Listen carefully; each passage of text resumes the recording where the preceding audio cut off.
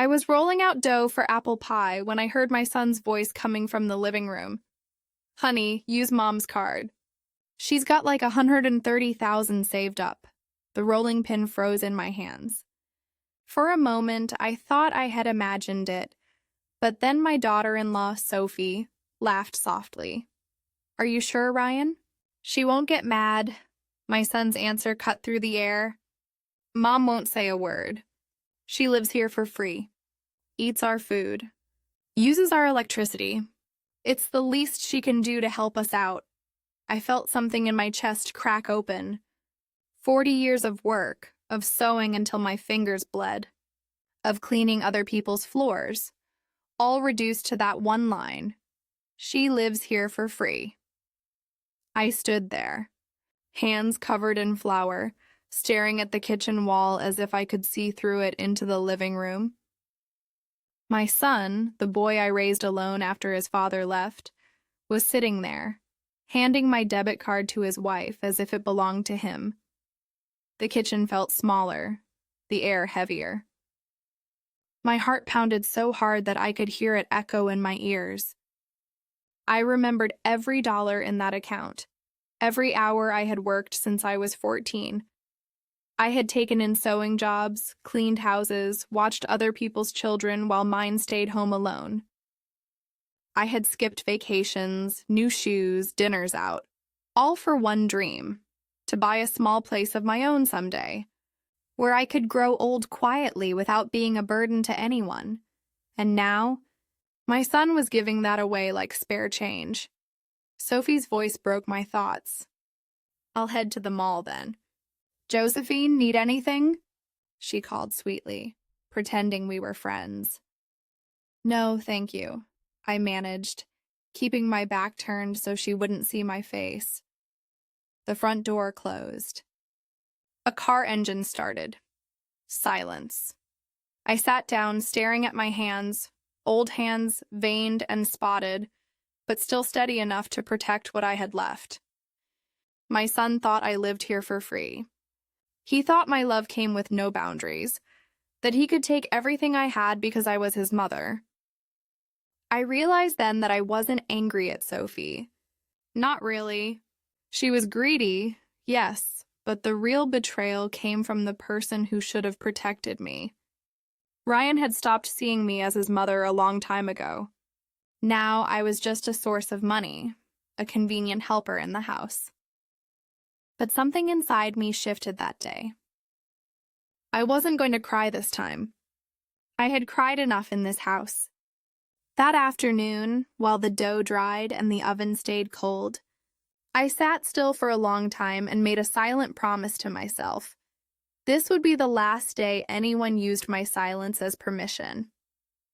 Sophie left for the mall, humming a cheerful tune. I stayed in the kitchen, pretending to tidy up, my mind racing. Every sound in the house felt louder. The ticking clock, the hum of the refrigerator, my own heartbeat. Then for the first time in my life, I made a decision for myself, not for anyone else. I wiped my hands, took my old flip phone from the counter, and called the bank. Good morning, National Savings. How can I help you?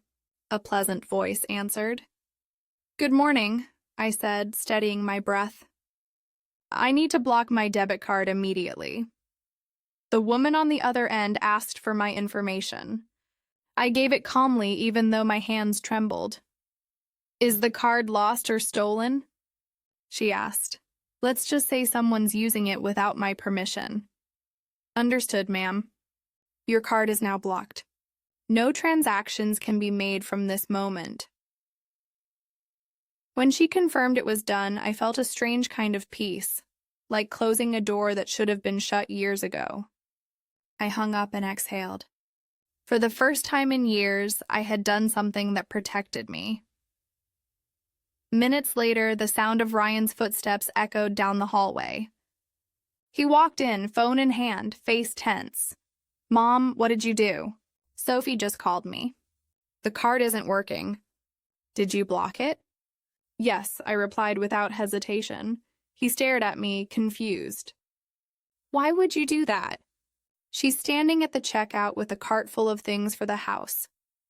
You're embarrassing her. I didn't give her permission to use my card, I said. Ryan scoffed. Oh, come on, Mom, it's for the house. A new TV, a sofa, some appliances. We all live here. It's not a big deal. I looked at him, my son, standing tall and impatient, holding a phone that seemed more important than the woman who raised him. It's a big deal to me, I said. Mom, don't start this. You live here rent-free. You could at least help out once in a while. I give you my pension every month, Ryan. I cook, I clean. I do everything in this house, I said quietly, my voice shaking not from fear but from years of exhaustion. He sighed, annoyed. $500 isn't enough to cover what you use. Electricity, food, it all costs money. You're being selfish. Something broke loose inside me. Selfish? I repeated softly. I've spent 40 years giving everything I had to you, to this family. And you call me selfish because I want to keep the little that's mine? Ryan didn't answer. He just stared, lips pressed tight, unsure of how to react to a mother who finally said no. When he turned and left the kitchen, I stood by the window looking out at my garden. The roses I had planted bloomed quietly, untouched by his anger. I realized I didn't have to shout to reclaim my dignity. All I needed was silence and the courage to walk away. That night, I couldn't sleep. Every time I closed my eyes, I heard Ryan's words echoing in my head. She lives here for free. Free. The word haunted me. At dawn, I got up, made coffee, and sat at the kitchen table. The house was quiet, but it didn't feel peaceful. It felt like a stranger's home. Every corner reminded me of how much I had given up. My little apartment I once owned, my savings, my pride.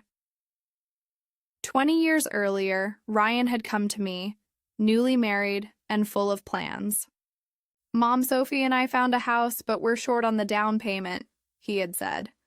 I had sold my 2-bedroom apartment, the one I worked my whole life to buy, and handed him $50,000.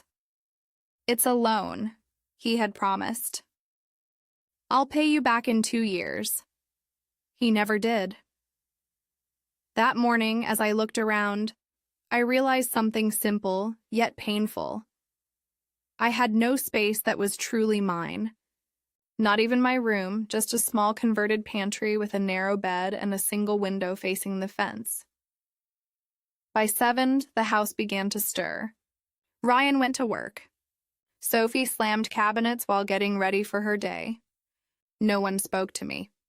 No one even looked my way. When Sophie's car finally disappeared down the street, I went to my room. My decision was clear. I took out 2 old suitcases from under the bed. I packed neatly, clothes, a few shoes, photographs, my birth certificate, my late husband's ring, a small wooden jewelry box. I folded a handwritten note and placed it on the dining table. It read, Ryan, I'm leaving. I can't keep living in a house where my only value is my money. Thank you for these years, but I need to get my dignity back. Don't look for me. When I have my own place, I'll send you the address. I love you, but I love myself more. Mom. I placed the house keys beside the note. Then I looked around one last time. The kitchen where I had cooked thousands of meals, the living room where I was never welcome to sit, the dining room where my chair was always the least comfortable. I whispered goodbye to them all. At 9:08, I called a cab. As I stepped outside with my suitcases, Mr. Collins, my elderly neighbor, was watering his garden.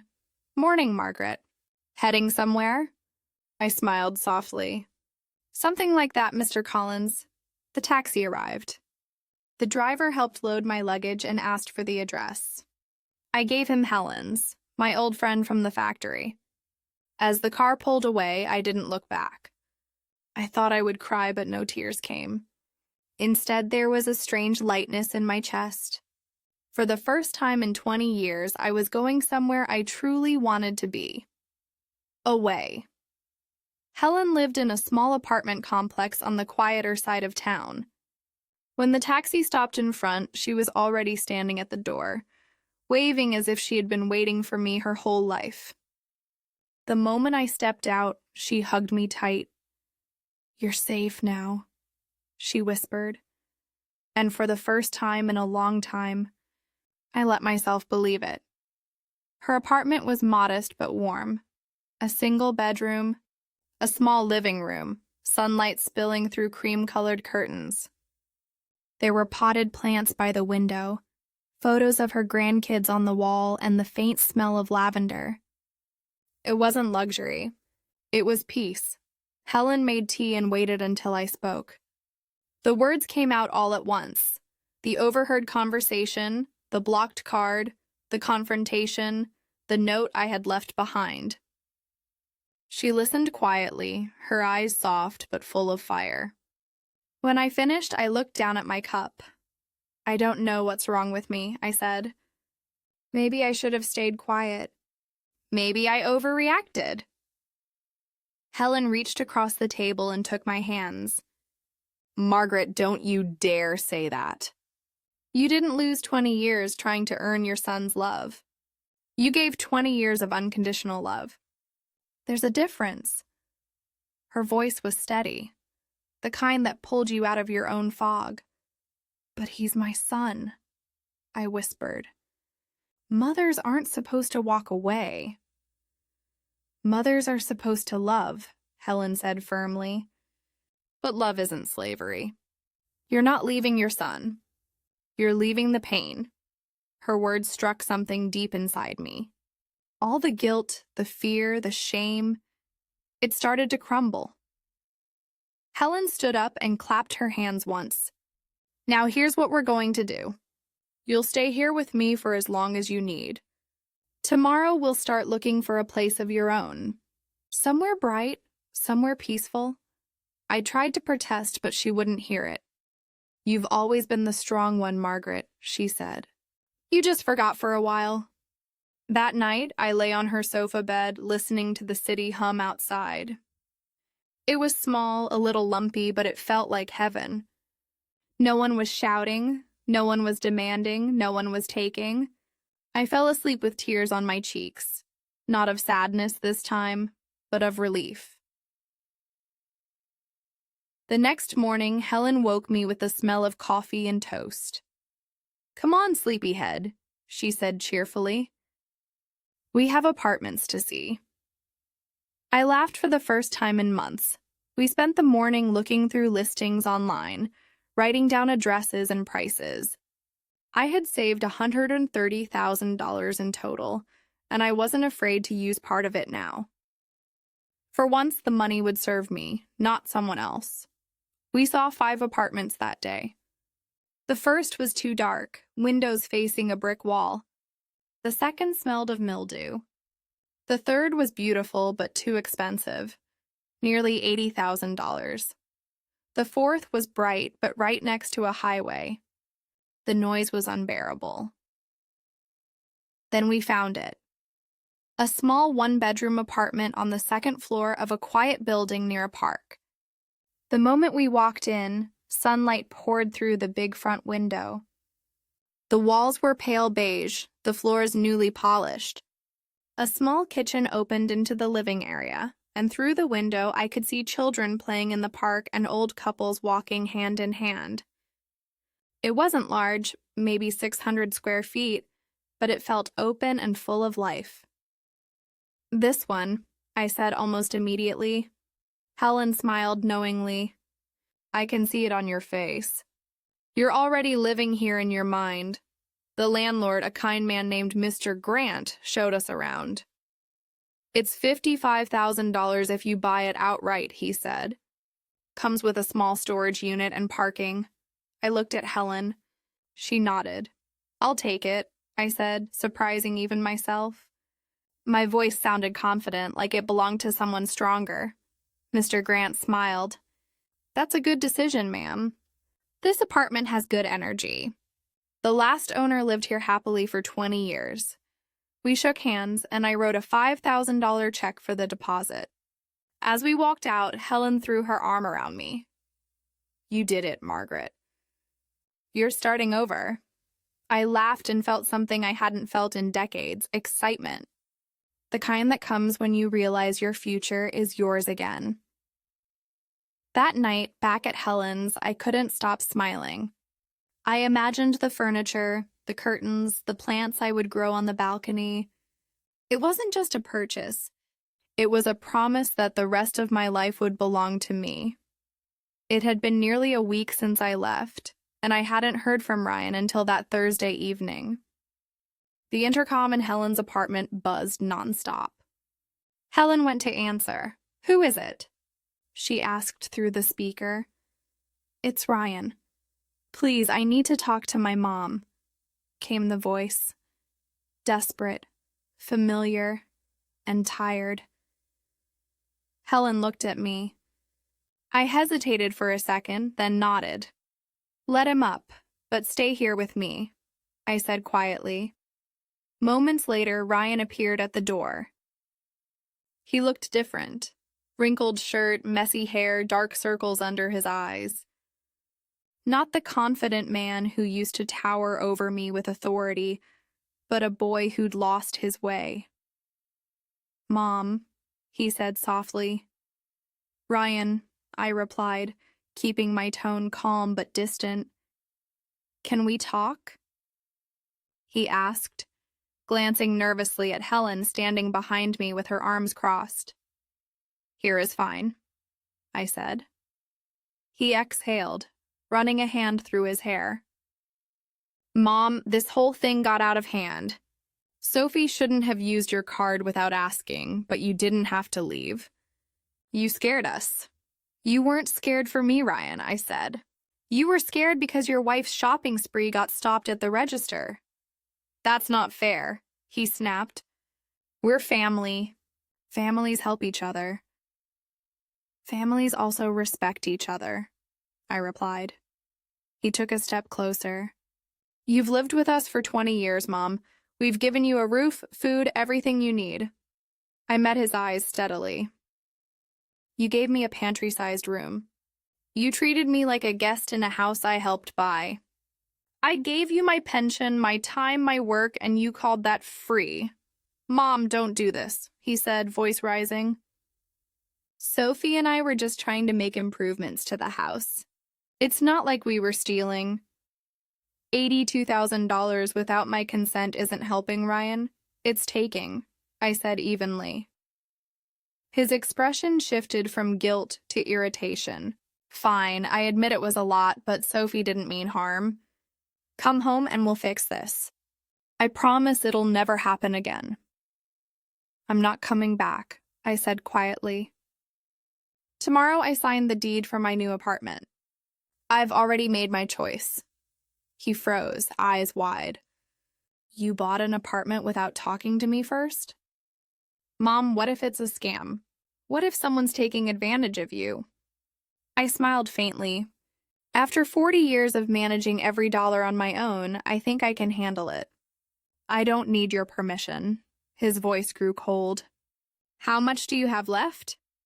And there it was, the real reason for his visit. That's none of your concern, I said. I'm your son. I have a right to know, he argued. Helen stepped forward. Young man, you have no right to your mother's money. None. Ryan turned to her, angry. Stay out of this. Helen's eyes narrowed.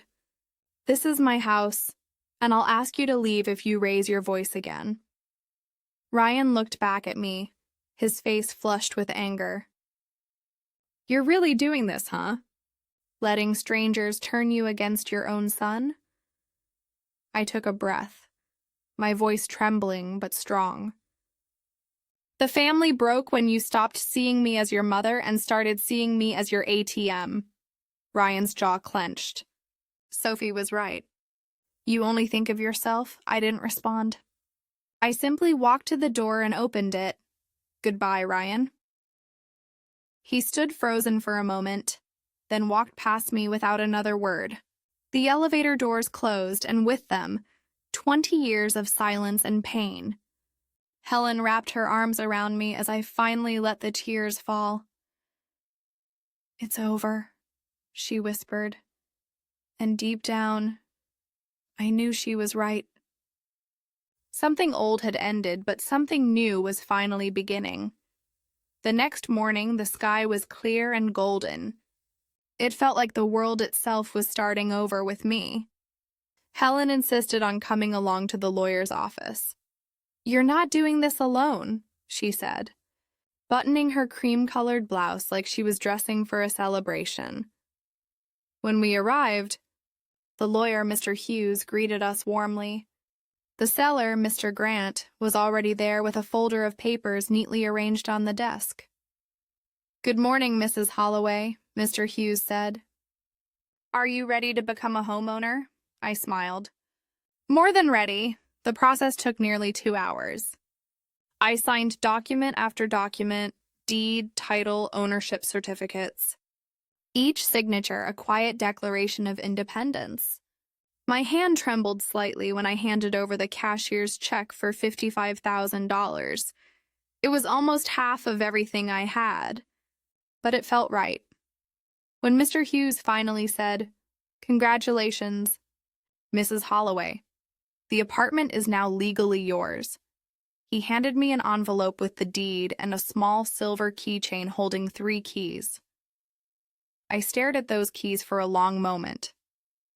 They looked ordinary, smooth metal, small ridges, but to me, they meant freedom, safety, and dignity. Helen clapped her hands together. "You did it, Margaret. You really did it." I laughed through the tears that suddenly filled my eyes. "I guess I did." We walked out of the office and into the sunlight, where Helen grabbed my hand and raised it high like I had just won a marathon. People passing by turned to look, smiling, maybe not understanding why 2 older women were cheering in the middle of the street, but it didn't matter. We went straight to my apartment. For the first time, I opened the door with my key. The lock turned smoothly, and the door swung open to the same flood of light I remembered from the first visit.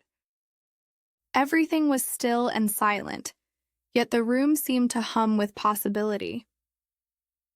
Helen followed behind me, setting her purse on the counter. "It's even better now that it's yours," she said. We spent the rest of the afternoon cleaning, wiping down surfaces, sweeping floors, washing windows. Even though the place was already spotless, I wanted to make it my own in every sense. By the time we finished, the sun was setting, filling the apartment with warm gold light. I stood in the center of the living room, holding my new keys, breathing deeply. For the first time in 20 years, I wasn't living in someone else's house. I was home. The next few days passed in a quiet rhythm I had almost forgotten could exist. Every morning, sunlight poured through the big window, waking me softly instead of with shouting or slammed doors. I made coffee in my small kitchen, poured it into my favorite mug, and sat by the window overlooking the park. Children's laughter floated up from below, mixing with bird song. For the first time in decades, I felt safe in my own silence. Helen visited every afternoon, bringing something small: a lamp she found at a thrift shop, a basket of fruit, or simply her company. "We're going to fill this place with good memories," she'd say as she unpacked groceries onto my shelves. I began building a new routine: morning walks in the park, afternoons knitting by the window, evenings reading or writing small thoughts in a notebook. My life was simple, but it was mine. One day, while sitting on a park bench, an elderly woman stopped to rest beside me. She had bright eyes and moved with the energy of someone who refused to let age slow her down. "Beautiful day, isn't it?" she said. "It really is," I replied. We talked for nearly an hour. Her name was Ruth. She had been widowed for 10 years with 5 children living in different states. When my husband passed, I thought my life was over, she said. But I learned something. When you live alone, you don't lose people. You find yourself. Those words stayed with me. That night, as I looked out over the quiet street, I whispered them to myself. You find yourself. 3 months after I moved in, my phone buzzed with a message from Ryan. Mom, I know we haven't talked. Sophie and I are having problems. She always wants more. More money, more things. I think I understand now how you felt. I'm sorry for how I treated you. I don't expect forgiveness, but I needed you to know that I see it now. I read his message twice, my hands trembling slightly. Helen came over that afternoon and I showed her the text. What are you going to do? She asked gently. I'll reply, I said. But this time with boundaries.